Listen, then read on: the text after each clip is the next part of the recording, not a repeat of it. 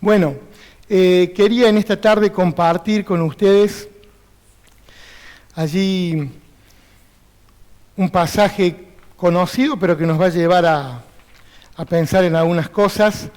Ahí ustedes van a poder ver esta plaquita, dice una fe probada, y si le das otro clic ahí, vamos a ver si es una fe aprobada. Y vamos a hablar de eso en esta noche. Yo después te digo cuándo le damos el clic a la segunda. Ese va a ser el tema, una fe probada o una fe aprobada, que ese tendría que ser el resultado, ¿no? Cuando nuestra fe es probada, sería bueno que pueda ser aprobada. Y el pasaje que vamos a poder ver hoy está ahí en 1 Pedro capítulo 1, y ahí vamos a centrar el mensaje. Y pensaba cuando hablamos de pruebas, nos remontamos a nuestra época de estudiantes, y a todos nos habrá pasado alguna vez que estábamos en el aula muy tranquilos, y de repente entró la profe y dijo la famosa frase: saquen una hoja.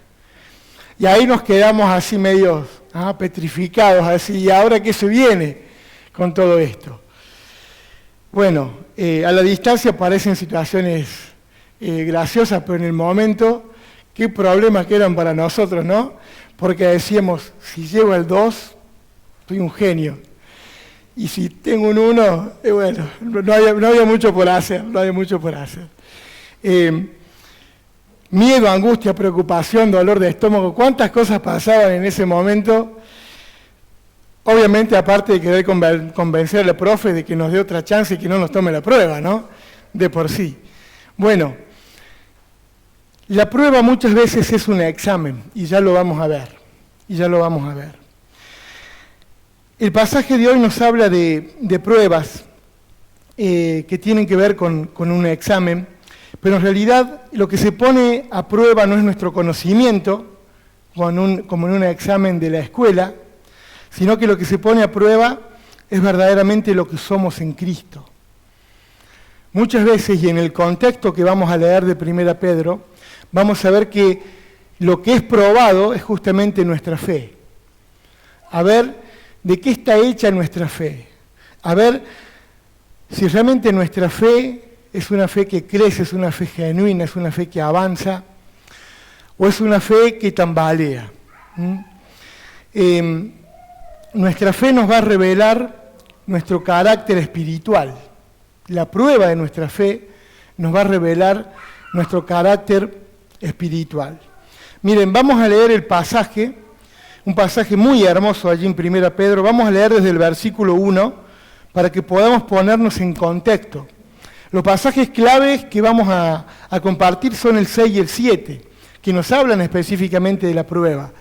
Pero si no leemos el contexto, tal vez podemos hacer una interpretación equivocada de qué es lo que nos está queriendo enseñar Pedro aquí en esta palabra. Dice 1 Pedro capítulo 1, versículo 1, Pedro, apóstol de Jesucristo, a los expatriados de la dispersión en el Ponto, Galacia, Capadocia, Asia y Bitinia, elegidos según la presencia de Dios Padre, en santificación del Espíritu, para obedecer y ser rociados con la sangre de Jesucristo.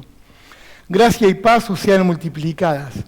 Bendito el Dios y Padre de nuestro Señor Jesucristo, que según su gran misericordia nos hizo renacer para una esperanza viva, por la resurrección de Jesucristo de los muertos, para una herencia incorruptible, incontaminada e inmarcesible, reservada en los cielos para vosotros, que sois guardados por el poder de Dios mediante la fe, para alcanzar la salvación que está preparada para ser manifestada en el tiempo postrero, en lo cual vosotros os alegráis, aunque ahora por un poco de tiempo, si es necesario, tengáis que ser afligidos en diversas pruebas, para que sometida a prueba vuestra fe, mucho más preciosa que el oro, el cual, aunque perecedero se prueba con fuego, sea hallada en alabanza, gloria y honra, cuando sea manifestado Jesucristo, a quien amáis sin haberle visto, en quien creyendo, aunque ahora no lo veáis, os alegráis con gozo inefable y glorioso, obteniendo el fin de vuestra fe, que es la salvación de vuestras almas. Hasta ahí nomás la lectura. Bueno, fíjense que vamos a leer aquí en este contexto, y dice el versículo 1, a los expatriados de la dispersión en el Ponto, Galacia, Capadocia, Asia y Bitinia. Dale ahí un clic más. Bueno, ahí vemos simplemente un mapita. Los cristianos habían sido dispersados tal vez por esta zona. Ellos habían tenido que huir, muchos de ellos de Jerusalén, a causa de su fe. Tuvieron que huir, ellos fueron dispersados. Y cuando pensamos en la dispersión y pensamos en la palabra diáspora, tiene que ver con esparcir la semilla arrojada al aire. Diáspora tiene que ver con esto, con esa semilla arrojada al aire, que no sabemos dónde va a caer, pero que donde cae, muy probablemente, dé fruto. Y en esta dispersión que menciona Pedro acá tiene que ver con eso.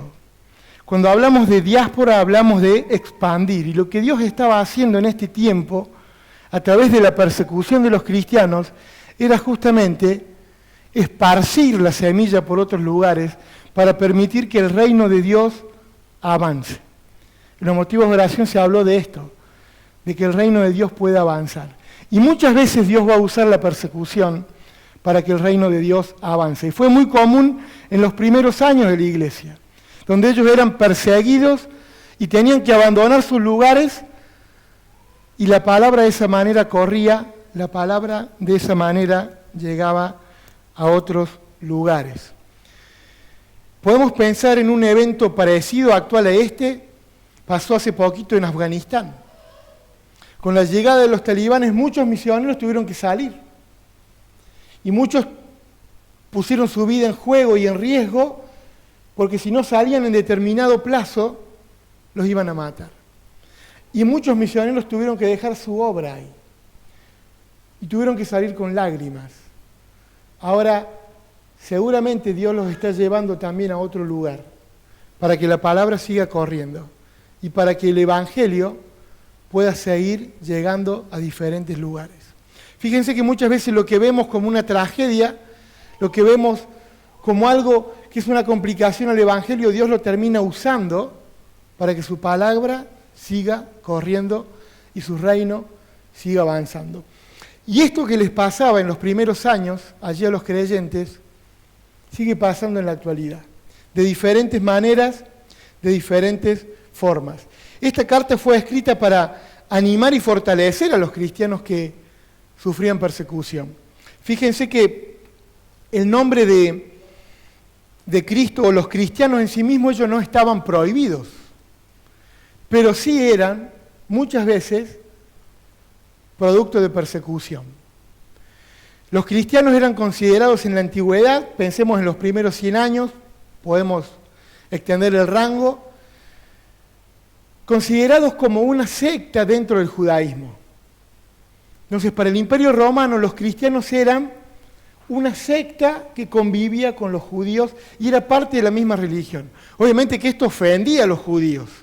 Ellos no querían saber nada con que se los identifique a los cristianos como parte de los judíos.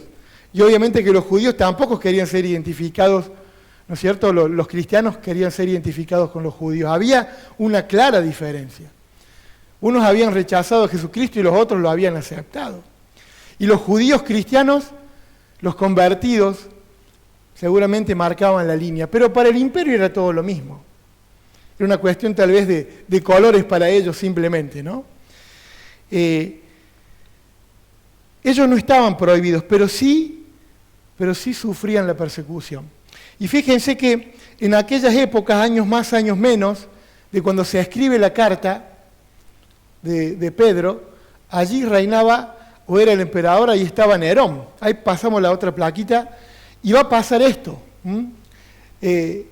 Los incendios allí, en el Imperio Romano, se lo acusó a Nerón de decir, él fue el causante de los incendios. Después de 6 días donde se quemaba todo y donde pudieron hacer un par de contrafuegos para apaciguar las llamas, vino otro gran incendio donde terminó de consumir un montón de aquellas cosas y lugares de adoración que tenían también los paganos en aquella época. Y Nerón, para sacarse el lazo de encima, dice: yo no fui, fueron los cristianos. Claro, era una minoría a la cual no tenía representación legal, los judíos nunca los iban a defender, los cristianos iban por su cuenta, avanzando y haciéndose un nombre en el mundo, compartiendo el mensaje. Entonces era muy fácil decir: fueron los cristianos. Y si bien el nombre de Cristo no estaba prohibido, estas cosas afectaban el testimonio de los cristianos. Y difícilmente ellos podían ir y predicar cuando eran acusados de cosas como estas, por ejemplo, ¿no? Los mismos judíos los acusaban. Bueno, ya lo vimos en la escena, ¿no?, con el Señor Jesucristo, si vamos a las Escrituras. Los mismos judíos llevaron ante las autoridades romanas al Señor Jesucristo y le dijeron: queremos que lo juzguen porque Él se hace pasar por Dios. Y queremos que vaya a la cruz. Y ya conocemos lo que pasó con Poncio Pilato y demás. Y esto no había cambiado años después. En el 62, 64 aproximadamente, cuando se escribe esta carta, nada había cambiado. Y los cristianos, aún por los propios judíos, eran sido llevados ante las autoridades. Y muchas veces eran condenados por el simple hecho de ser cristianos. Más adelante pasa el tiempo. Allí en el año 112 aproximadamente existió un gobernador, Plinio.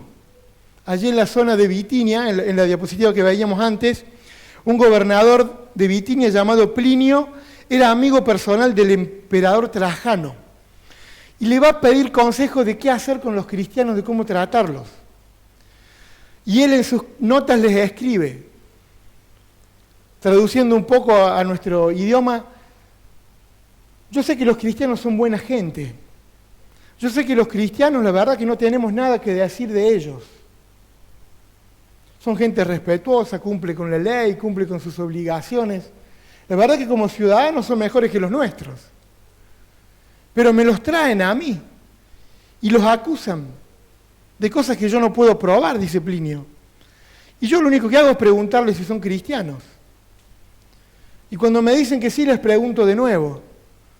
Y cuando me vuelven a decir que sí, les vuelvo a preguntar.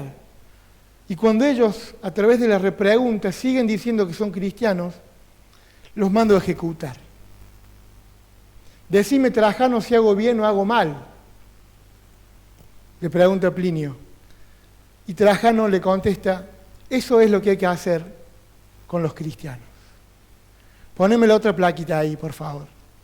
Sufrir por el solo hecho de ser cristianos. Esa era una característica de la iglesia de esta época.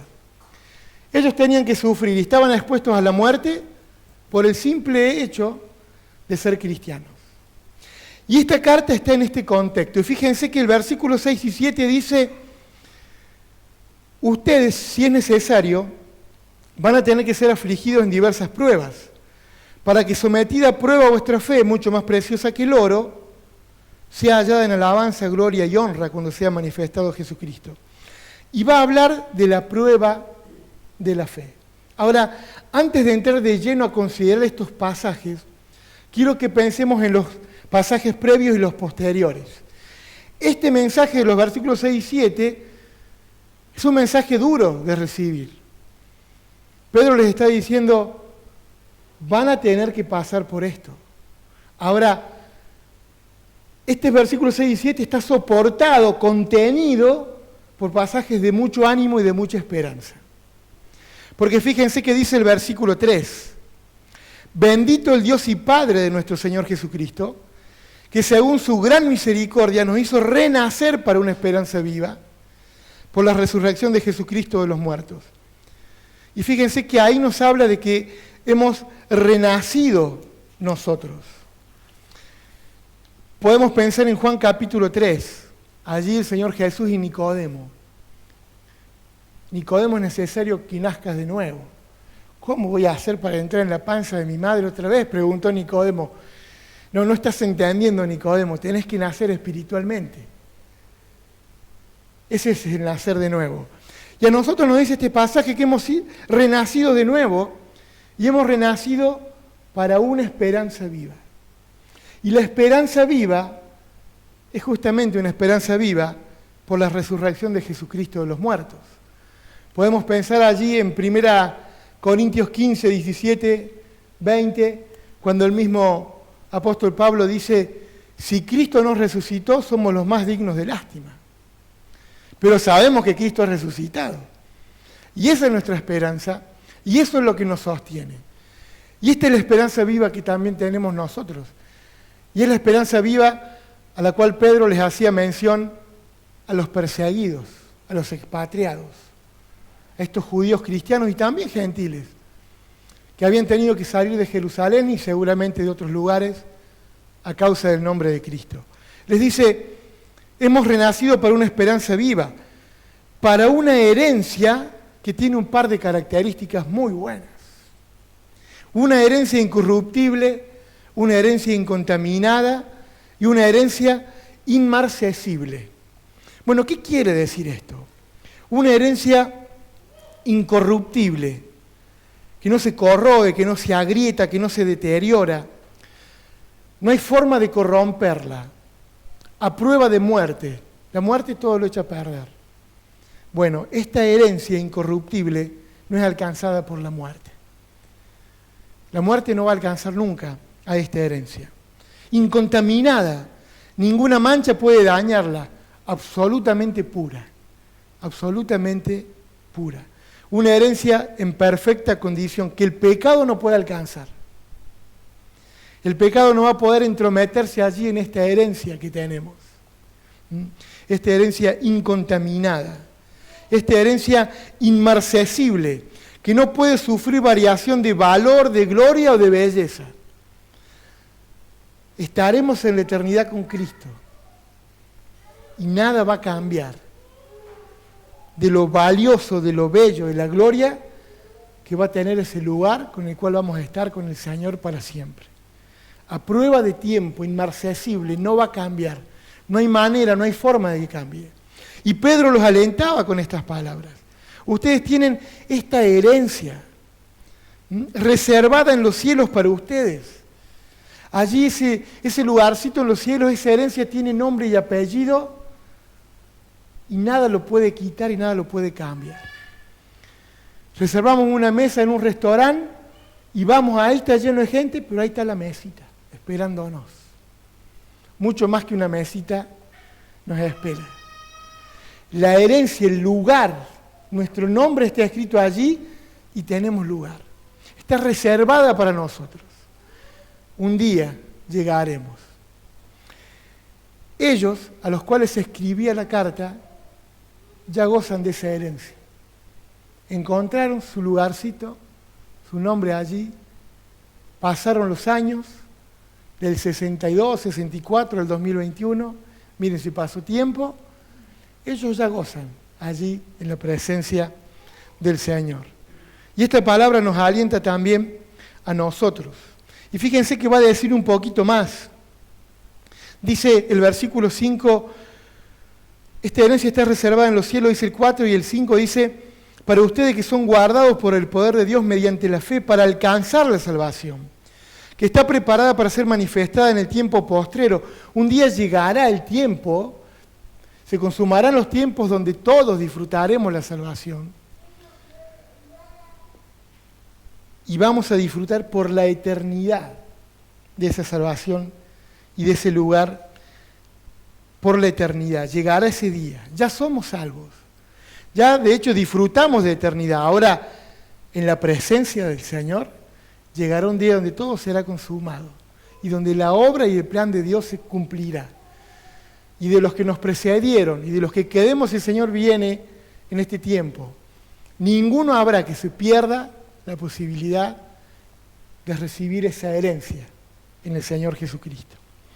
Y va a decir después en el 8, ustedes aman a Jesús sin haberle visto, en quien creyendo, aunque ahora no lo veáis, os alegráis con gozo inefable y glorioso, obteniendo el fin de vuestra fe, que es la salvación de vuestras almas.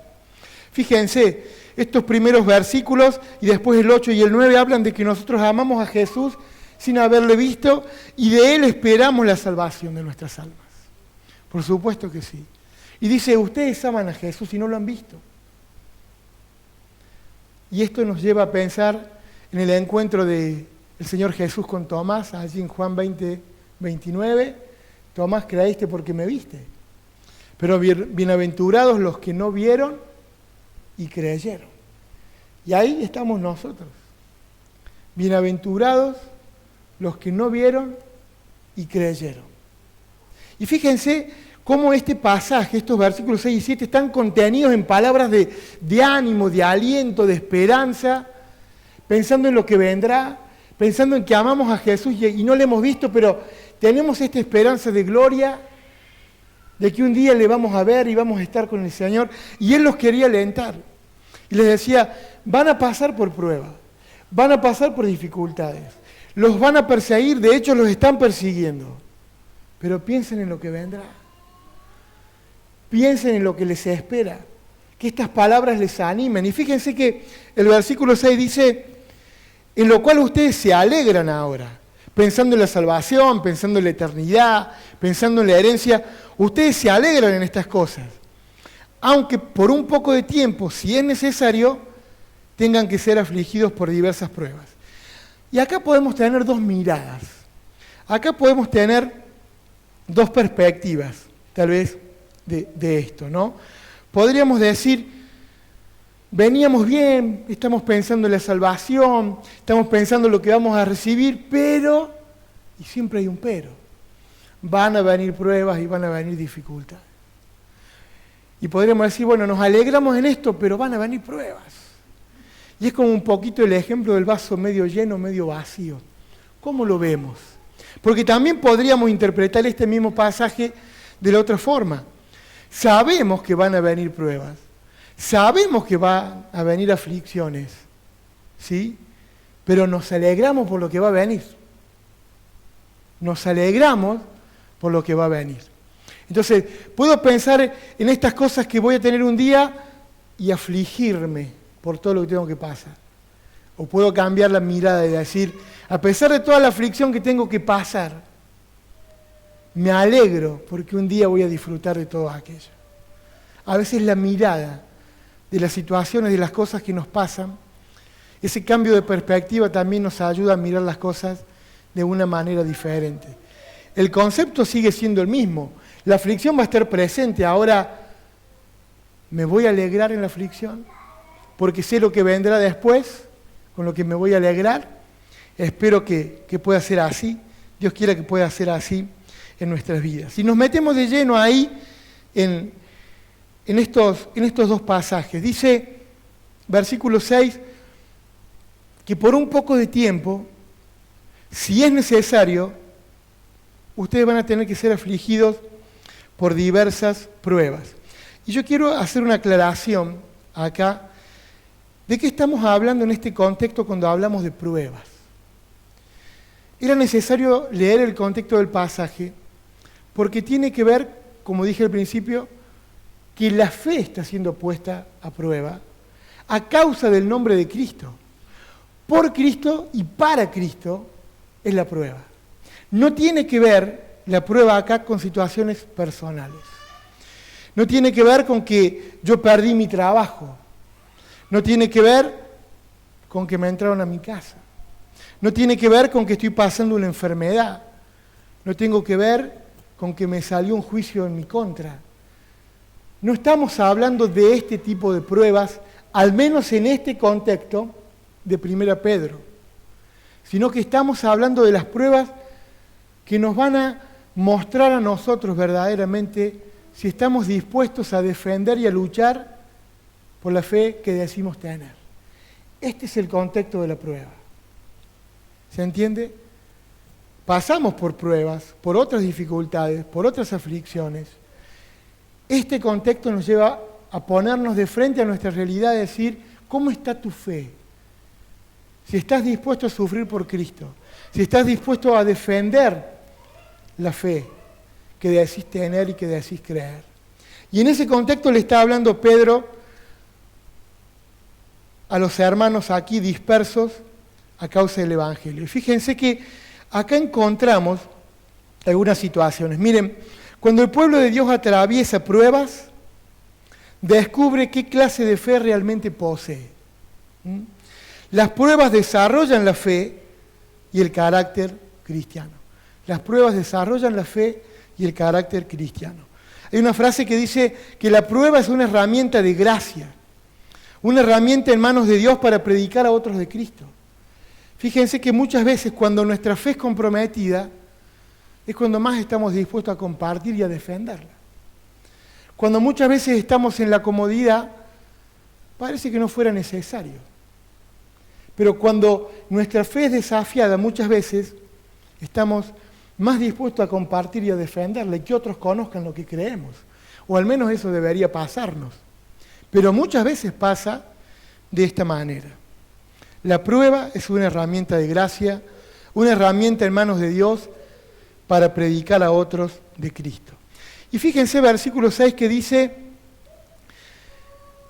tengáis que ser afligidos en diversas pruebas. Ahí Bruno nos decía, pensando en prueba y pensando en tentación, y hablaba de la palabra en el griego peirasmos. Y peirasmos tiene que ver con examen. También la acepción de peirasmos es examen. Y la palabra diversas, que es poikilos, quiere decir muchos colores.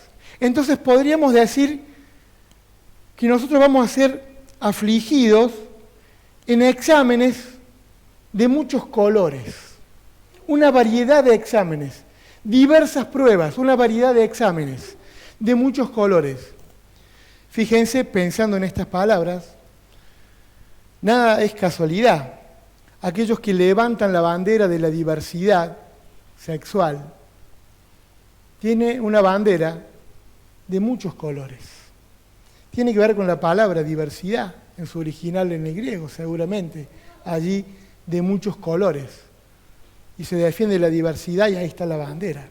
Ahora, en la prueba de la fe, vemos que podemos pasar por exámenes de muchos colores. ¿Vieron cuando tenemos los chicos pequeños y decimos, este me hace una de cada color? ¿Mm? ¿O no? ¿Sí, no? Nos hace una de cada color. Por decir, o por no decir, me hace muy diversos problemas, ¿no? Muy diversos exámenes tengo como padre y madre. Me hace una de cada color. Bueno, tal vez tiene que ver con esto la frase, vaya a saber cómo se ha ido acuñando a través del tiempo y decimos, me hace una de cada color. Lo cierto es que como hijos de Dios vamos a pasar por una variedad, una amplia gama de colores. Cuando vamos a la pinturería y decimos, quiero pintar la pared, y te sacan la paleta ahí, ¿y de qué color la quieres? No tengo idea, son tantos colores que no sé de qué pintar. Bueno, a veces las pruebas vienen de la misma manera. Es tan variada la gama que ya no logramos a veces identificarla. Pero vienen las pruebas y viene el examen a nuestra vida. Como si Dios nos dijera, saquen una hoja, voy a probar vuestra fe. Y en el 7 dice, para que sometida a prueba vuestra fe. Y fíjense que podemos decir, bueno, ¿cuál es la diferencia de la palabra pruebas del versículo 6 y prueba del 7? Bueno, en nuestro castellano, un singular y un plural, nada más. Ahora, en esta riqueza que tiene el griego, prueba ya no significa examen. Esta prueba del 7 ya no es examen. Esta prueba del 7 es dokimión, que quiere decir la veracidad probada. Es decir, autenticada. Entonces, decimos que la prueba es un examen de fe donde se prueba su autenticidad. ¿Se entiende? Las pruebas es un examen y la prueba es donde se va a probar verdaderamente si es auténtica o no. Entonces pasamos por diversos exámenes para ver si nuestra fe es auténtica o no lo es. Por eso les dice Pedro, acá ustedes van a ser sometidos a diversos exámenes de muchos colores para ver si realmente vuestra fe es auténtica o no. Para probar la veracidad de vuestra fe, si es auténtica o no. Y le va a decir que esa fe es mucho más preciosa que el oro. Ahí teníamos un dibujito, a ver si lo podemos poner. Bueno, simplemente ahí se está purificando el oro y sabemos que este proceso es para sacar la escoria, que se levanta, que entra a flotar, después se saca y queda el oro refinado, el oro puro. Y ese es el proceso en el cual muchas veces Dios nos pone para purificar nuestra fe, para sacar lo mejor de nosotros, para que nuestra fe pueda ser más valiosa todavía, para que pueda ser más pura. Y nosotros decimos, bueno, ¿y cómo es puesta a prueba nuestra fe? Porque acá entendemos que ellos estaban siendo perseguidos. Pero nosotros hoy en este tiempo no vivimos esta persecución. Nosotros abrimos el templo con total libertad, le puede gustar más o menos al vecino que estemos acá, que cantemos, que no cantemos. A nuestro compañero de trabajo le puede gustar más o menos que seamos cristianos, que hablamos de Cristo, pero no sufrimos la persecución. Entonces por ahí se nos hace difícil entender esto de cómo es probada la fe al punto tal de que tiene que ser autenticada mi fe para ver si mi fe es verdadera en Él o no. Aunque cada desafío que pasamos en nuestra vida muchas veces nos van a ir demostrando si realmente estamos dispuestos a defender la fe que creemos tener o no. Muchas veces nuestros silencios cuando tenemos que hablar nos hacen ver que no estamos dispuestos a defender la fe o no tenemos el valor suficiente. Y a lo mejor el Señor nos pone a prueba ahí, a ver si estás dispuesto o no con tu compañero de trabajo, ahí en la escuela, en la facu, a defender la fe. Claro, es mucho más chiquito que lo que le pasaban a ellos, porque acá estaba en riesgo la vida. Pero el versículo 6 dice una frase que a veces la pasamos desapercibida, ¿no? Dice, si es necesario, la fe va a ser probada. Y muchas veces es necesario que nuestra fe sea probada, para que también nosotros nos demos cuenta dónde estamos parados.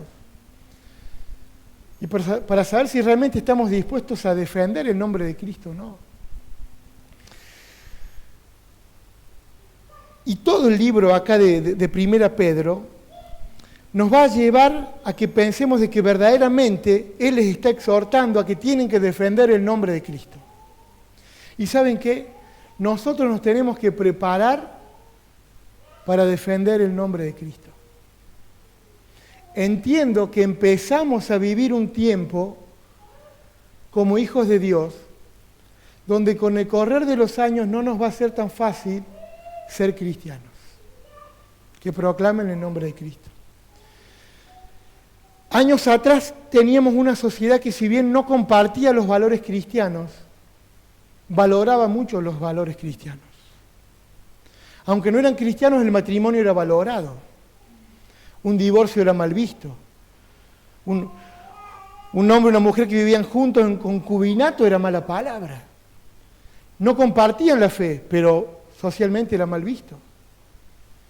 Nosotros lo sosteníamos por valores cristianos. Ahora de repente vivimos en una sociedad donde a estos valores que antes defendía los llama anticuados. Vivimos en un país donde se votó la ley del aborto, donde estos colectivos avanzan, donde se aprobó el matrimonio igualitario. Y empezamos a ver que hay una sociedad que ya no concuerda ni aprueba los valores con los cuales los cristianos vivimos, apoyados y sostenidos por la palabra de Dios. Y empezamos a ver que las iglesias de a poco empiezan a ser mal vistas. Y los cristianos empiezan a ser mal vistos. Entonces entiendo y creo que tenemos que prepararnos porque vamos a empezar a vivir momentos donde defender nuestra fe no va a ser tan fácil como hoy. Ya está pasando, ya ha pasado en Córdoba, donde hay iglesias que ya han tenido algunos problemas, que les han prendido fuego una puerta, acá cerquita nomás, una iglesia cercana, han escrito sus paredes,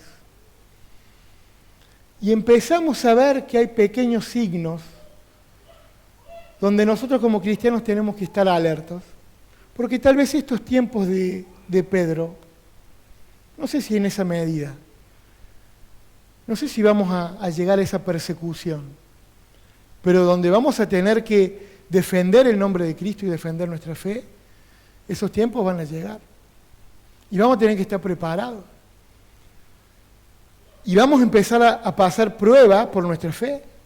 Y nuestra fe va a ser probada. Ahora, la pregunta es si va a ser aprobada o vamos a quedar en el camino. Miren, podríamos pensar como una pequeña muestra la pandemia que hemos transitado, como una prueba a nuestra fe. Tal vez no como iglesia, pero a modo personal, aunque como iglesia también cada uno lo hemos sufrido. Muchos bancos y sillas están vacías porque hay hermanos que han quedado en el camino. Su fe fue probada. ¿Y qué encontró? ¿Fue refinada como el oro o había más escoria que oro?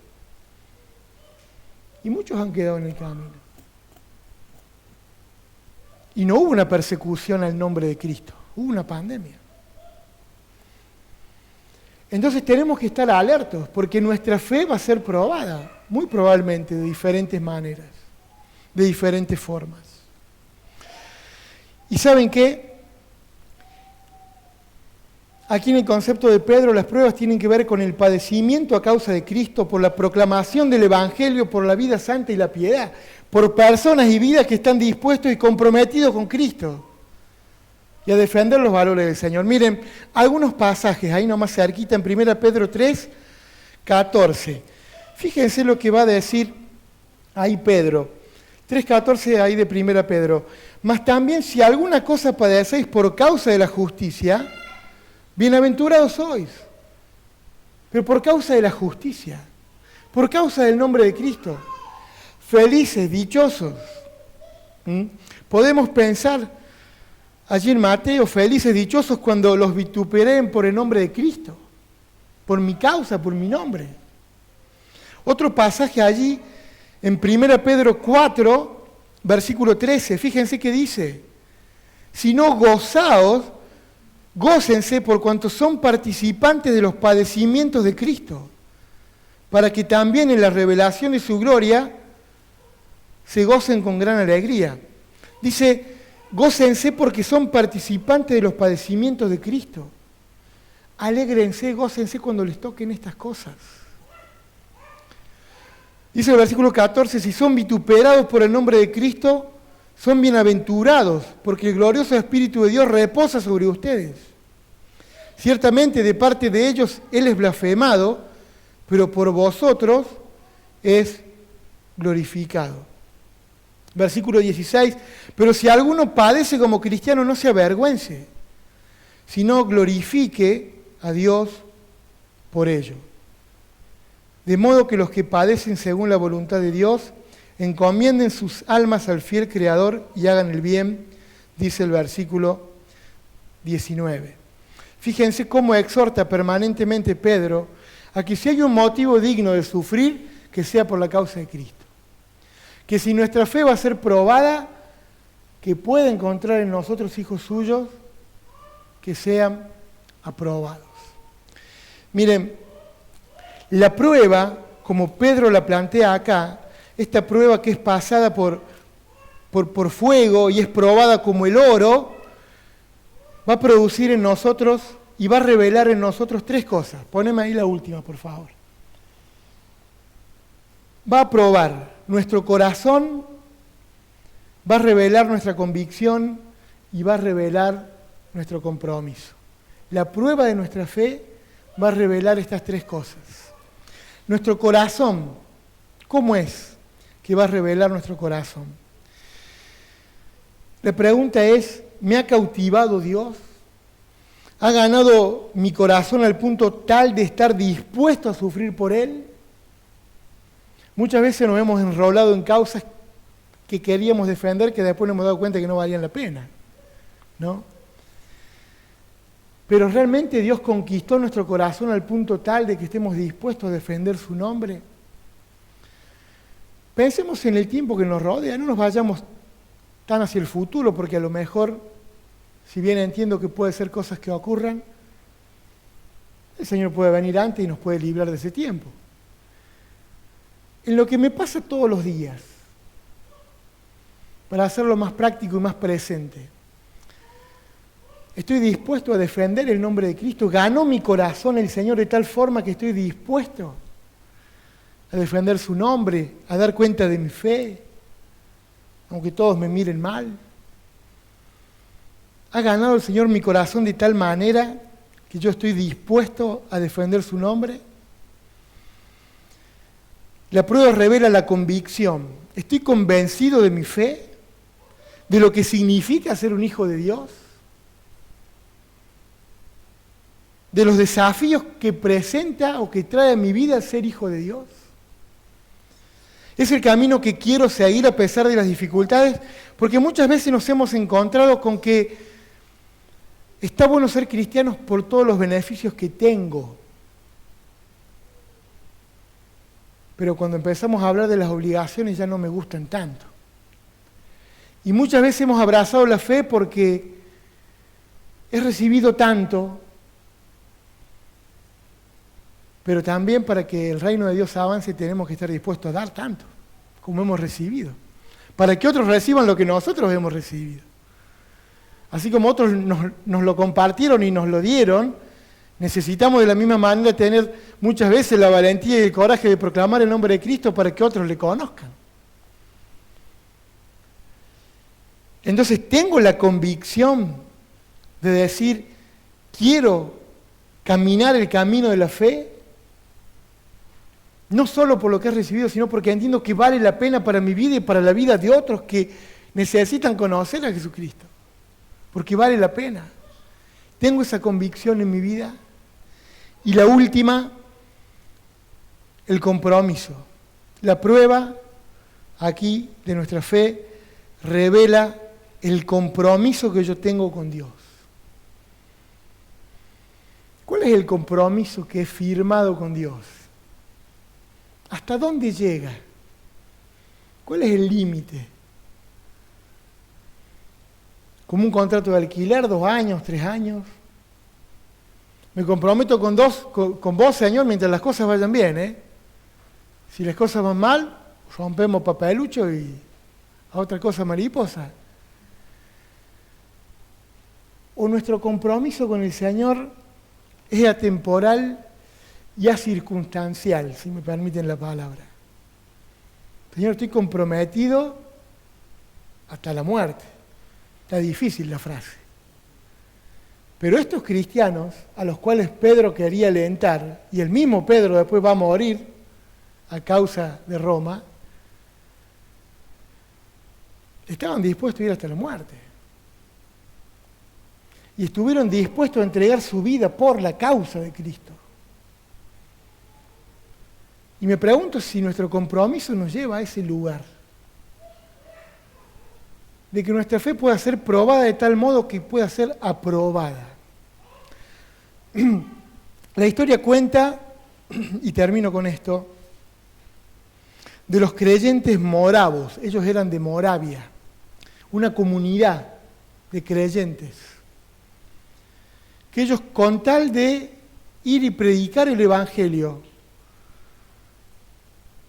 a las islas indias, se subieron a un barco y estuvieron dispuestos a ser vendidos como esclavos, con tal de llegar a ese lugar y tener la oportunidad, aún siendo esclavos, de compartir el Evangelio con los nativos.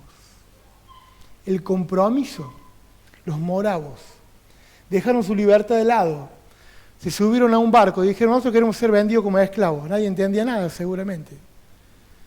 Pero tenían un propósito, tenían una causa, tenían un compromiso